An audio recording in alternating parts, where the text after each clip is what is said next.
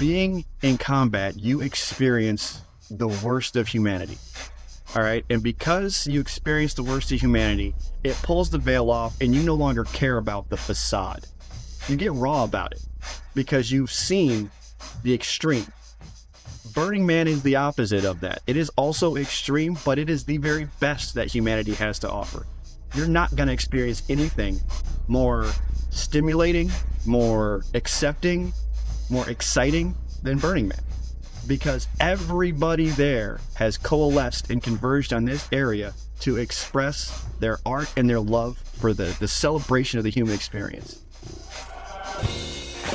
Meet the people who make Burning Man happen. Around the world. Dreamers and doers. The artists, freaks and fools.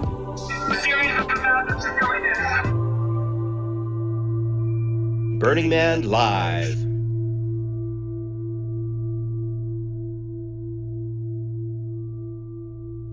Hey everybody, welcome back to Burning Man Live. I'm Stuart Mangrum, and here's a fun fact about me.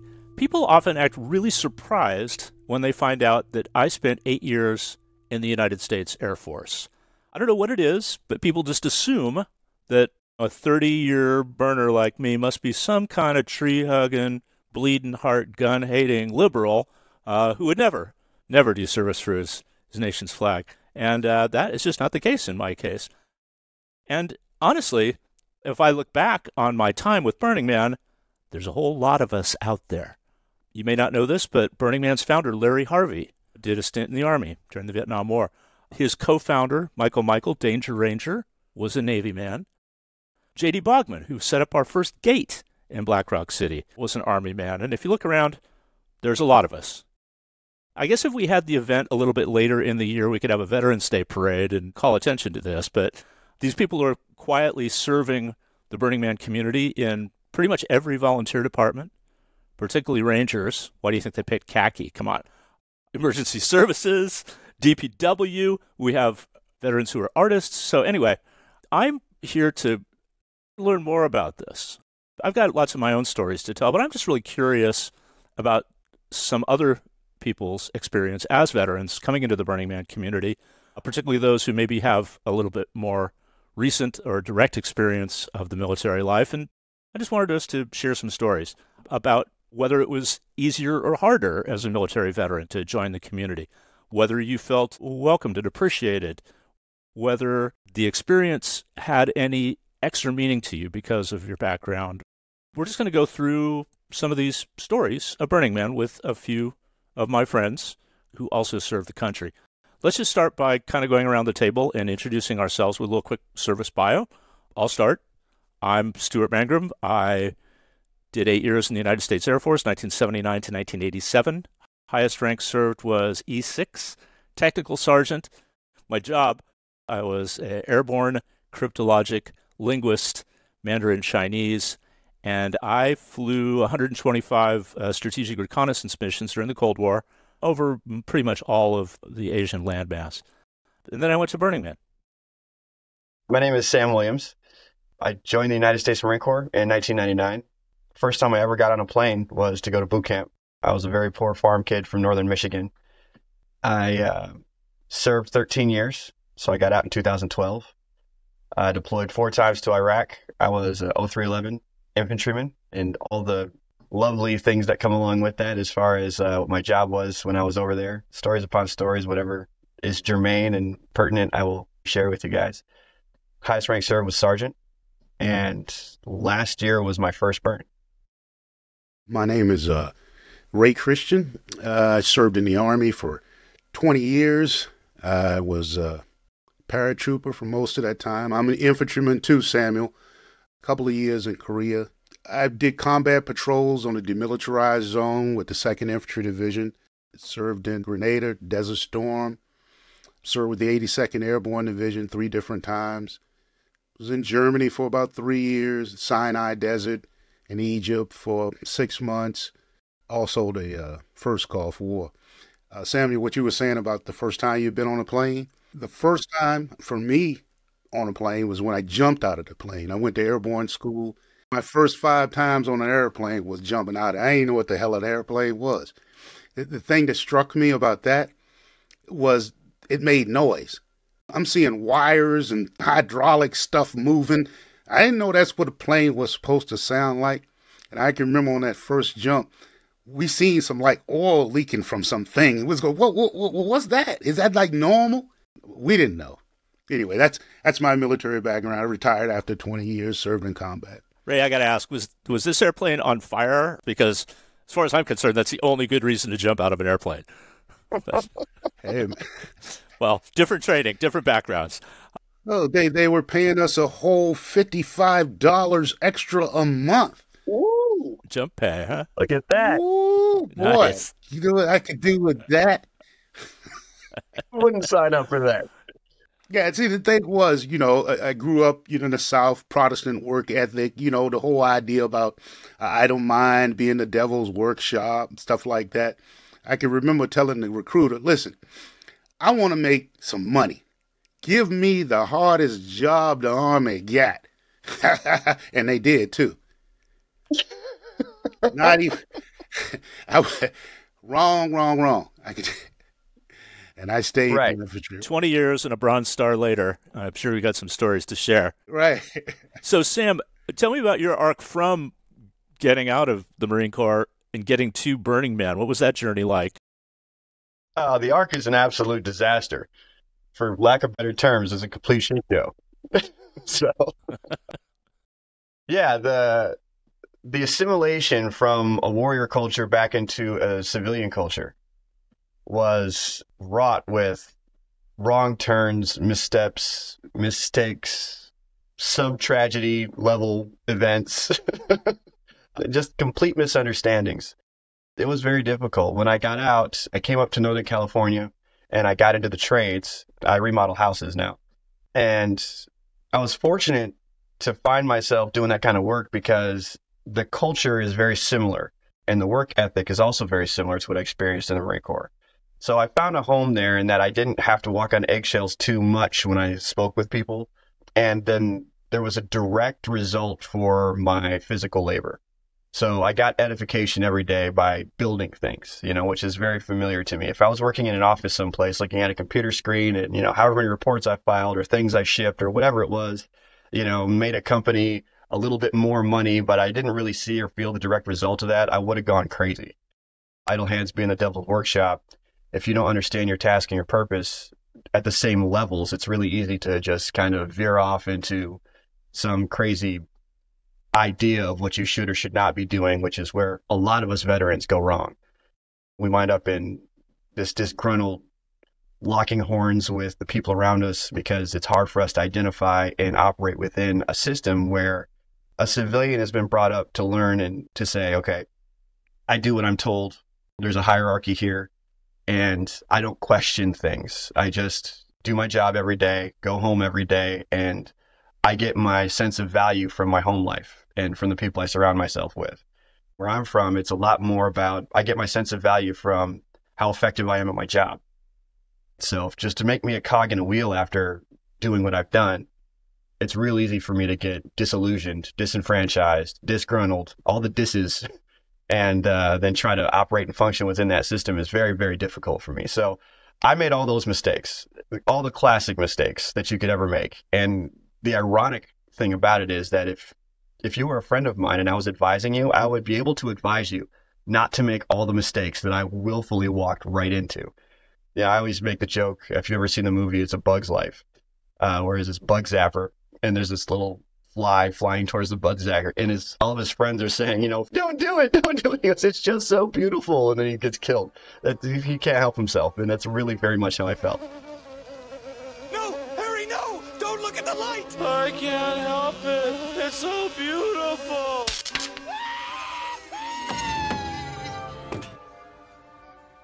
So my life was completely in shambles, and a good friend of mine, Clint St. Martin, was like, you need to go to Burning Man. And I was like, the drug-induced orgy in the desert is not how I get my life back together, thank you, but no. That was the only impression I had of it. I had no concept of what it was. And he was like, yeah, I think you really need to understand maybe what Burning Man is. So he starts breaking down why we burn and the temple ceremony And I was like, okay, maybe there's something more to this than I thought, and the way he broke it down in a nutshell was that the reason why we burn the man is because it's all the things in your life that you want to get rid of, essentially. And then the reason why we burn the temple is all the things that were taken from you that you're now mourning and letting go of. So the whole concept of Burning Man to me when I went was to let go of the things that are tying you down, and the facades and the regret and shame and turmoil, all those things. It's a cleansing. There's a very spiritual aspect to burning things when it comes to cleansing. So I entered into the scenario with that is my understanding now. You couple that with my predisposition to serve. So when I showed up there, I couldn't stay for the party. I was just there for the build. And what I experienced was life-changing, 100% life-changing. I don't know how deep you want to go right now, but that's pretty much. Well, that's a lot. I want to hear more about that, but I want to hear also from our other guest, Ray. How did you end up at Burning Man after you retired from the Army? When I was on active duty, and I retired as an E7, Sergeant First Class, even on active duty, I was probably had more of a liberal bent in my general attitude compared to my peers, even when I was in, which even became more profound by the time I had retired. So I was always leaning toward being an open person, even though I was a career soldier like that. I was looking to do something that was kind of outside the box, something just different, to be around people that I didn't have to worry about judging or judging me. And I wanted to do something not in the same box that I had spent my whole life doing. I joined the Army when I was 17, and that was the only adult life I had ever known. Even though I was still in my 30s, in military years, 20 years is a long damn time. And even though I was like 38, I felt, old compared to everybody else.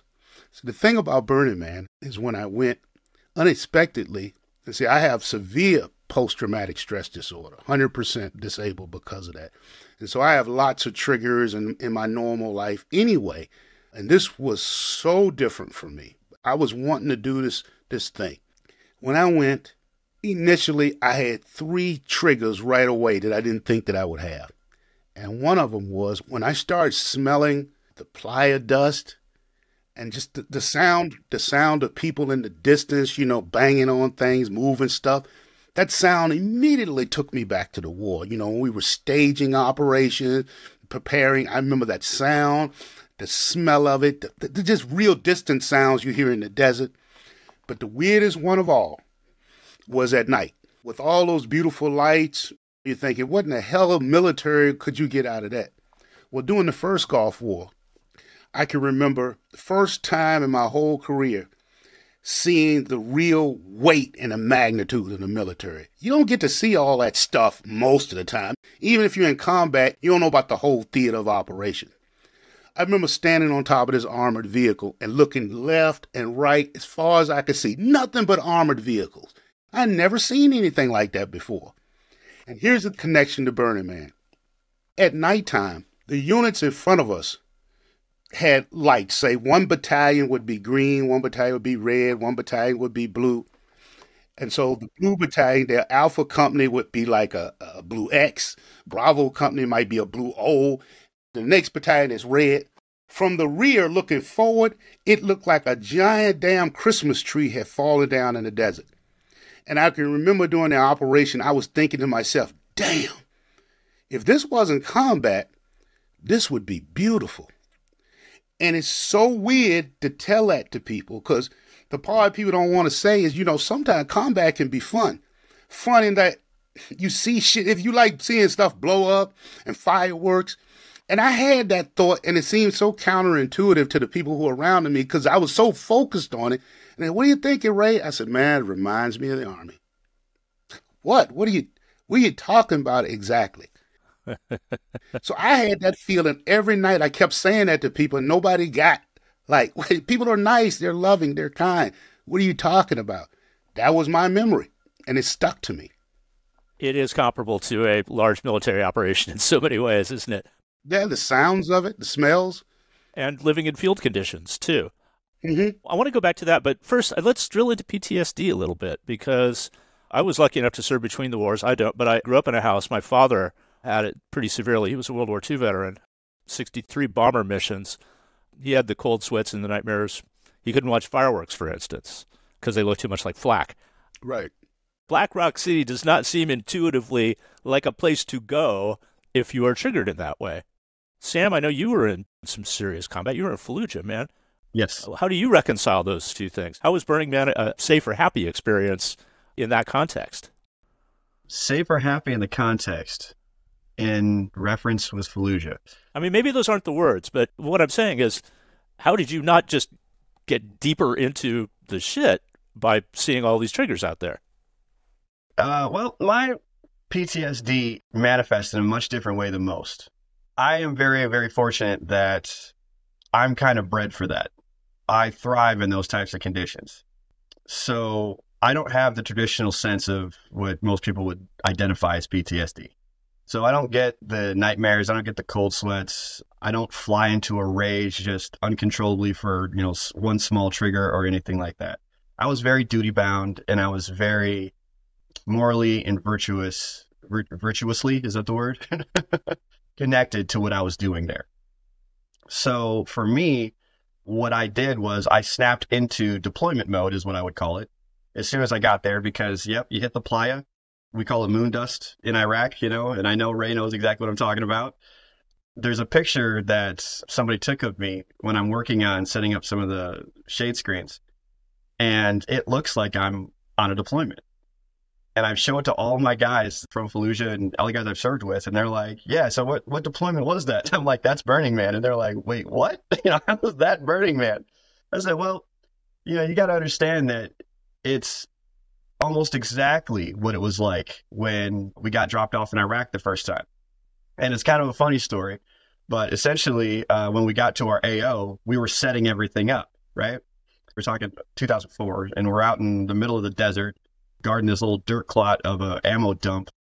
They put us on a 70 vehicle convoy, and we get to our AO. They drop us off. We offload everything. So we've got all these supplies that are in boxes and bound and everything, ready for shipment. So we get all that offloaded, and the trucks just pull away. And there we are standing in the desert. And I remember my captain going, so does anybody know how to work a generator? We just started our own city out of nothing. We're fighters. We don't know how to wire things together or connect plumbing or, anything like that. So we had to figure everything out while we were there. It was very much a similar vibe when I got to Black Rock City, because I was there for the build. So there was nothing there. And everybody started pitching in and working and figuring out how to make things come together. And there's a lot of unknowns, things that should be that aren't, and things that are there that shouldn't be there. And we've got to come up with a plan. We call it Semper Gumby in the Marine Corps, which is you're just always flexible. Whatever it is, you just got to make it work, right? So for me to pitch in the way that I did with the mentality that I had and all that type of stuff, I fit in so well with that type of environment because I was predisposed and highly trained and experienced in that very thing. People don't understand. In combat and in war, you might fight 10% of the time. The other 90% of the time, it's exactly like Black Rock City setup, where you're just working your butt off for the survival of everybody around you. And you got to kind of put your own inhibitions to the side and just get in and do the work. And I didn't realize how much that would be appreciated. The people that were there were showering me with praise, and I had no idea why. They kept saying like, oh my gosh, you're so great. You're so good. I'm like, guys, I'm just happy to be here. This was a gift that was given to me that I didn't deserve. I don't even know why you know my name. And they're like, because, man, you're just here to work, and that's so beautiful. And I'm like, isn't everybody? And they're like, well, yeah, but that's something that we don't see very often, the way that you're just picking it up and running with it. And I'm like, well, that's what Burning Man is, right? And they're all like, yeah, but you get it. That's really cool that you get that. My experience is probably a little bit differently unique just because it was just for the build.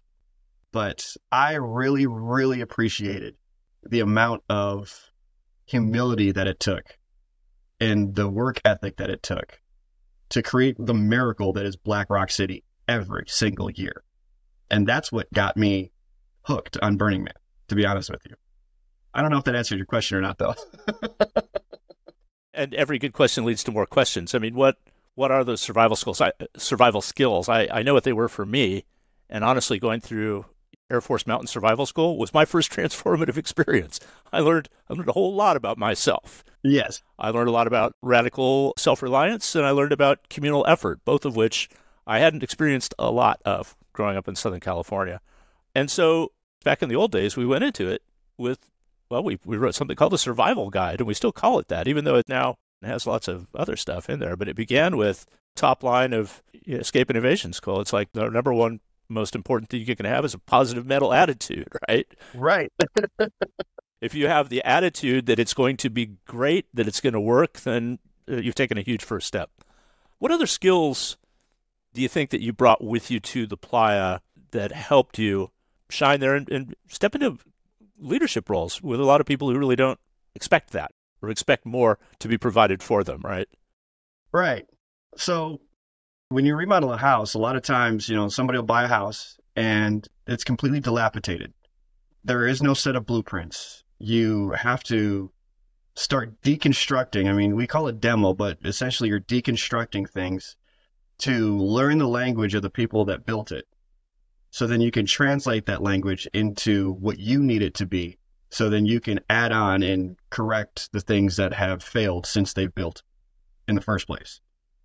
That unknown, the lack of being able to look at a plan and execute that plan. A lot of people get really frustrated and they kind of flounder in that situation and they just want to be told what to do. Just tell me what to do. So people will typically withdraw and retract in those types of scenarios. Then when you add all the elements on top of it, it's 110 degrees out. The wind is blowing in your face. Your eyes are stinging. It's just sometimes even a life-threatening scenario when you're out there, because if you're not consuming, for me, I had a Camelback that had 100 ounces of water in it, and I drink 2 or 3 of those in a day. And if you're not vigilant about that, then by noon, you're kind of getting a little lightheaded and lethargic. And then by 2 or 3 in the afternoon, you're face down in the playa, So I think the reason why I was able to assume those types of leadership roles and that type of stuff was not only was it the military training where I'm very used to being hyper-vigilant about my own well-being and the well-being of the people around me, where I'm constantly checking on them.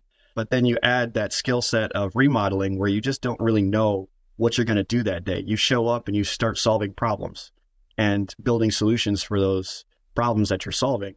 I was like a key into a lock, custom fit to go into that scenario and thrive. I think that was probably the skill sets that were honed that allowed me to interact the way that I did with the guys for the build crew in Burning Man. Ray, how about you? You were there last year for the rain event. I'm wondering if any of your NCO leadership skills kind of kicked in automatically when things started to get bad. Yeah, that probably was the most direct I probably had to do anything leadership-wise, because I was already cautious since I retired from the Army, and how you deal with people outside the military is different, a little softer on some things. One of the things that was brought to me was the camp lead was going, okay, Ray, you were in the military. We need somebody, to snap these teams together, get them working. And what is that? How'd y'all do it in the military? And I told him, yeah, I did that in the military. But I think that if I tried doing that shit to these people come here to party, I can't work them like that. We can't dog them. No, that's not. If somebody says, I don't want to, I can't kick them in the ass. We can't cuss them out. We can't court martial them. So you got to be a little more. And I was trying to explain to him that I know what you want me to do, but I'm not going to be out here on the playa yelling at people and threatening them. What do I do? Make them do push-ups? So that required a whole lot more being understanding that where I am in this environment, who these people are. People aren't showing up to work like slaves, even though that contribution is important. So that kind of changed my leadership because I was a little bit standoffish until the rains. And I didn't have a choice but to step up because a lot of people were in damn panic mode. Unnecessarily so, actually, in my head. Yeah. I had to be kind of loud with a couple of people almost to say, chill out. It's going to be all right. Chill. It's okay. We got this. Because there were people like, what am I supposed to do? I'm going to get out of here. Help. No, calm your ass down. And I created a party. We gathered up wood, found it everywhere, built a big-ass fire. People I saw walking around going, I don't know what to do. Man, come on over here. Drink some liquor. And we were just bringing in people. I don't care where they were coming from. And then a couple other camps started doing the same thing, just going yielding to it. It's fucked up, but we can still have a good time. Who's going to forget this? That we were here. So leadership-wise, I just started doing stuff myself. I came out, let's get some wood together. Come on, who wants to help me? Get wood. Let's find some food. I actually found 2 frozen pork butts, the source of which I can't reveal, but they were acquired. And man, You mean they weren't requisitioned through the normal supply chain processes? Yeah, we wrapped it up in some acquired foil and put it on the damn fire. Fed all kinds of people, just giving them out slight chunks of meat to eat. And it was wonderful because I had experienced that in the military so many times where we had been in a really crappy, a bombed out, wrecked piece of crap house or building. Man, we turned that thing into home. Sweeping dirt, like sweeping sand. You got to go to the bathroom in close proximity to other people. I mean, we joke, people are farting. You're naked, a level of comfort. So I felt like Samuel, that I was built for that environment. I was so used to sleeping in the dirt and waking up, having to go out to pee and all the normal stuff of being outdoors that was not a real issue for me. But I did notice, which I was surprised my first time, there were several people that just tapped out. They got into like day 4 or 5. They had fell in love and they were heartsick, homesick, heat exhaustion. I think I need to be back home. What's wrong with you, man? You people doing too much. Day 1, I made that mistake. I went out with some party animals the first day. Big mistake. Good God Almighty. I don't know who he was like the partyest fool. I was broken. I went on a bike ride with 5 of the they had to take me home. Every place we stopped was offering up something good, and I took it. After that night, I knew, okay, I can't be the leader at partying. They got me. I met the masters. They were really hardcore party animals, and I thought, 20 years in the military, what you got? What you civilian dudes got, man? I got drunk all over the world. But bring it. I was brought down. I was beat. I yielded, man. I said, you do. Come on, Ray, let's go tomorrow. No, that was it. I couldn't ride with them no more. I saw the limit at Burning Man. How far can you go? A lot farther than you think. I saw a lot of people who was their first times, like doing a lot of stuff, and it was too much for them. That's what age had that advantage for me, and just being in the military, because I already had those experiences of drinking too much a couple of decades ago. So I already know you need to get some sleep. You should probably drink more water. The military had just beat you into that. Yeah. It was surprising to see people suffer from heat exhaustion. Get your ass in here and drink some water or something. What you doing? Yeah. I had a lot of encounters that are unpredictable. I was walking one night toward the man, and this lady skipped up to me. She just danced up to me, and she said, do you mind if I walk with you? Yeah, why not? Then she started telling me this story. She said, my husband, he's been to the burn for like 15 straight years, but this may be the last year he can come. Why is that? Well, he has cancer, and he's dying, and he could barely get out of his camp. And right then, this like cool breeze came in the air, and I just got a little chill. And I remember saying to her, man, that feels like cuddle weather, doesn't it? She said, yeah. I said, you know what? I bet your husband would just love to be cuddling with you right now. And I walked that woman all the way back to her tent and delivered her to her husband. And when I did that, I felt good. My ass was skipping. And how do I explain to people? Burning Man gave me that multiple times a day. And that will always stick with me. And it's such a small thing. It was only a few moments. But I had moments like that several times a day, unpredictable. Just some random person who says something and they're so damn interesting. I got a thing for interesting people. And Burning Man is, there are so many. If you're a people gawker like me, you could just sit down in one place, and that would have been a party for me.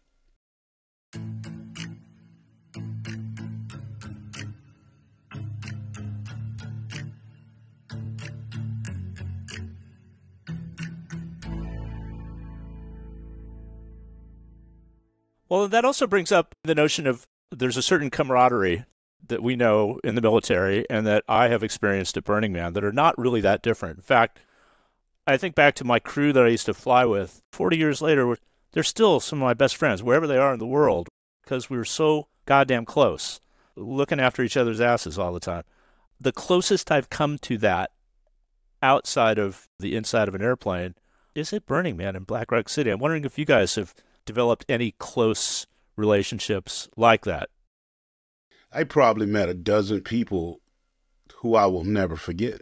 Yeah. I mean, I would consider them close friends just from that little bit of time we had together. And I still communicate with them. And I would not have met them were it not for Burning Man. Absolutely impossible, because that's not the peer group that my world gives me on a daily basis. I live in rural Appalachia. Very conservative. I totally was wanting to get out of this environment. And met a lot of beautiful people that I wouldn't meet in rural North Carolina that I was cool with. Love people from California, by the way. I'm so jealous of y'all. Damn it. You don't know. Y'all got everything, man. That's why California's going to fall into the damn ocean. It's got too much stuff. It's going to tip over. It's got too much stuff, man. Your kids move to California, man, and the hair be pink, and then they just be doing stuff. That's what Southern preachers say. Don't let your kids be going out there to California. They'll never come back. Related to camaraderie is acceptance, inclusion. One thing a lot of people report more than the so-called transformation is a sense of belonging. And I'm just wondering, Burning Man has a reputation, I don't think very well deserved, but of being an unfriendly place for anybody who's not white. The military, on the other hand, has a reputation, I don't know, deserved or not, for a place where color of your skin doesn't really matter. If you've got the chops, you can rise through the ranks and excel. I'm wondering how it's been for you guys as men of color, kind of navigating, threading the needle between those stereotypes. Well, you can't be black in America and not have no contact with white people. It's just not possible. In the Army, I mean, I worked for white people. White people worked for me. They've been my best friends, my worst enemies. But I've had a whole range of those experiences. And living here in rural North Carolina, I'm almost always the only black person. I'm flexible in that way, so I wasn't expecting, a bunch of open arms. Just to be respected was good enough for me. But I got more than that, actually. I probably tried to nod, wave, or acknowledge every brown person I saw, if no more than just a nod of the head. Yes, I've heard about the nod before. Yeah, I acknowledge you. What's up, man? How you end up in Burning Man? Was it a downward nod or an upward nod?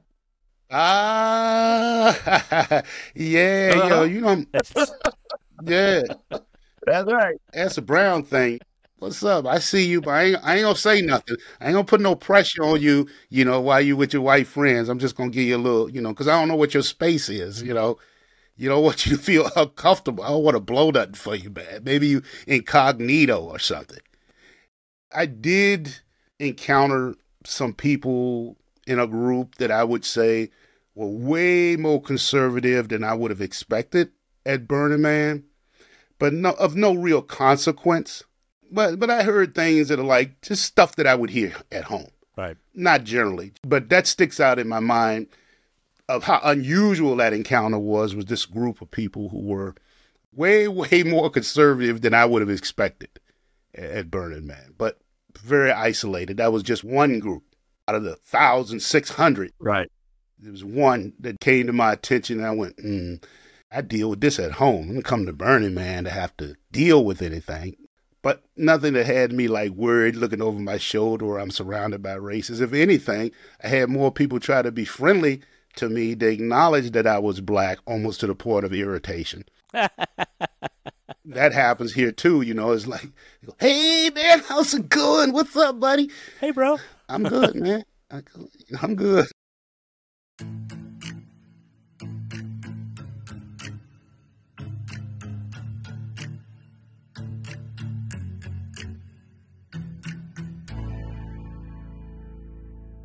The only more negative pressure I got was to be more military so we can get these people to do stuff. No, can't do it, man. You got to find somebody else for that. I don't want to roll like that because that would trigger me. I did not want to be out there ordering people, standing them up, put my finger in their face, none of that kind of stuff. So the negative was them thinking I wanted to do that, or that's part of my character. And I really wanted to push back, yeah, man, I'm a military dude, but we're not doing that. You're saying that, but if I started doing that, you guys want to go home. Yeah, there's no place for it there. You want the military order and the structure, but you don't want that. It changes the whole vibe. Yeah. It's really interesting hearing what you got to say about it, because there's a lot of similarities and there's still some differences. I'm half black. And I was raised in northern Michigan, and in a school of 3,000 kids, I was the only one with any color in my skin besides my sister, So I have a very similar experience. But I was raised very different in that my mom actually was raised in the inner city during the civil rights movement, and she was white. Right. So she had the opposite experience that most black folks had in their own communities. Right. So she always raised me. She's like, look, don't ever try to pretend or think that you're a victim. And I was like, okay, that's kind of we say that so much, it loses its value. One of my favorite stories to tell about my views on racism and all that is there was a point in time where there were these kids that me and my sister called them the Carhartt clan. And they were supposedly, they were white supremacists, and they had spiderweb tattoos on their elbows, and every spider that was in there was a black guy that they had done something to and earned their stripes, basically, and they were supposed to be pretty intimidating.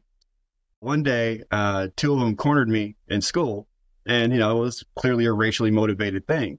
So me, being the 110-pound kid that I was in high school, nicknamed them Dinky and Doofus. In my school at the time, in the lunchroom, all the seniors, my sister was a senior, I was a sophomore, so all the seniors sat on one side of the lunchroom, all the sophomores sat on the other side of the lunchroom, right? So I stood up on the table and I yelled at my sister across the lunchroom. I was like, hey, Grace, you hear about this race war that these guys are starting? And she's like, Sam, please just sit down. Just stop, I was like, I got an idea. I think I'm going to go out and I'm going to burn a cross in Dinky and Doofus's yard. I'm not going to be the victim here. I'm going to take the fight to them. What do you think about that, Grace? So she's like, shut up and sit down. I said, or better yet, what if I go out there and I spray paint the N-word on their car? I can't think anything worse than a white supremacist that's got to run around town with N-word spray painted on our car. I think it's hilarious. By that, my friend pulling me off and I got in trouble because I dropped the N-bomb, and I was like, what are you going to do? I'm the only guy around here that can say it and not really get in trouble for it, I had a whole different mentality when it comes to that kind of thing. And it was really just to throw it back in, look, you're ignorant. And if you're ignorant, then I'm going to treat you like you're ignorant. It has a much different connotation with me. So as that pertains to Burning Man, that being my mentality, I just don't respond in a traditional sense to it. But my experience at Burning Man was very much the opposite of anything like that. Burning Man is very tribal. Mm-hmm. In the military, we're also very tribal. And that tribal connection transcends skin color. It transcends culture. Here I am, I got $3.50 in my bank account. The ticket that I had was given to me, it was a gift.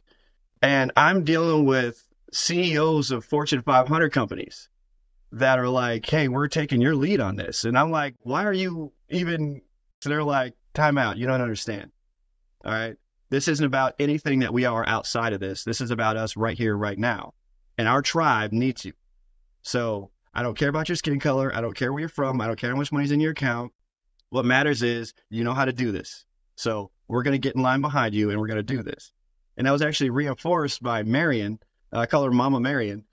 Marion Goodell, Burning Man CEO. Marion, one time, she stood up in our little food area and she was like, look, I don't care what status you think you are. The next one of you that tries to cut in line to get your septic pumped from your little trailer, I'm kicking you out of the camp.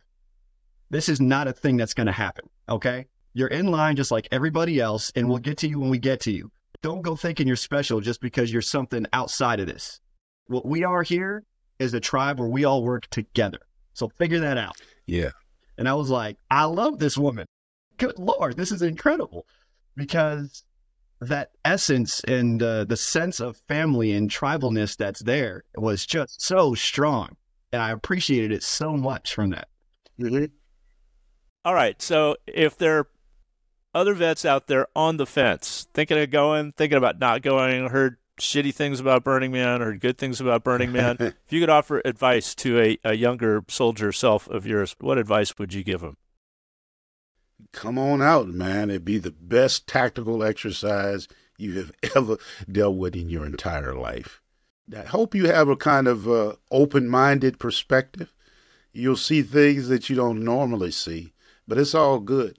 It probably took me 48 hours to get used to naked people. It became not a thing. After 2 days, it was just like, what else you got? You got to wear something to impress somebody out here. You know, being naked alone, just not doing it. And I seen all kind of bejeweled genitals. In my mind, I was having a laugh. Hoot, you know? Yeah, the nudity isn't sexual. That's a good way to put it. No, it wasn't sexual. It just was. It was not a thing because everybody around was cool. And that made me cool, you know, the environment. If people were probably acting weird, I don't know how that would have affected my thinking. I just love everybody just being wide open. That was probably the comfortable, because I knew that where I live, that would not be possible. Some people I met that came from backgrounds that I wondered about, because I know that where I live, I can't be that here. And some people had characters of themselves that I wondered, how could you be that at home? I met somebody, I'll just call him Catman. The Catman had cat ears and Catman had a cat tail. Okay, it's Burning Man, costume, right? Well, furries, I think the kids call them.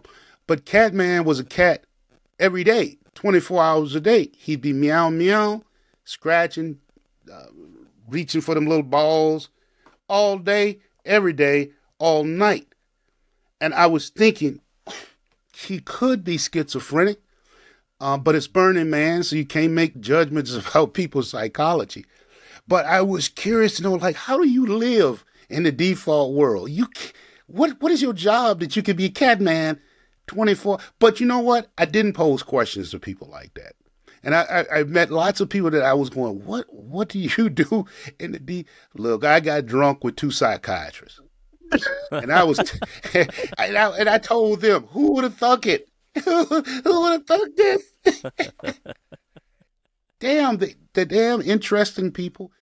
Most of the people I saw having a good time were very successful.